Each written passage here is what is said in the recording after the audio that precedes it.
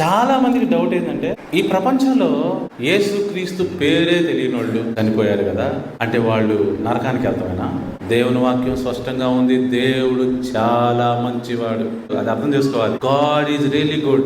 అసలు ఏమీ తెలియకుండా చనిపోయిన వాళ్ళని, అమాయకులైన వాళ్ళని, 4 సంవత్సరాలప్పుడే చనిపోయిన వాళ్ళని, గర్భంలోనే చనిపోయిన వాళ్ళని దేవుడు నరకంలో ఎలా వేస్తాడు? ఆయన ఏమన్నా లేనోడా? ఆయన మంచివాడు. ఆయన ఏం చేస్తాడు తెలుసా? ప్రతి ఒక్కరికి 100 సంవత్సరాలు ఇస్తాడంట. యెషయా గ్రంథంలో క్లియర్గా రాయబడి ఉంది. ఆ 100 ఇయర్స్లో వారికి మంచి చెడులు సువార్త మొత్తం తెలుపబడుద్ది. 30 సంవత్సరాలకే తెలుపబడుద్ది కదా, 30 తర్వాత ఇంకొక 70 ఉంటుంది కదా. ఆల్రెడీ టెస్టింగ్ కూడా జరిగిపోద్ది. టెస్టింగ్ చేయకుండా ప్రభువారు తీసుకోరు.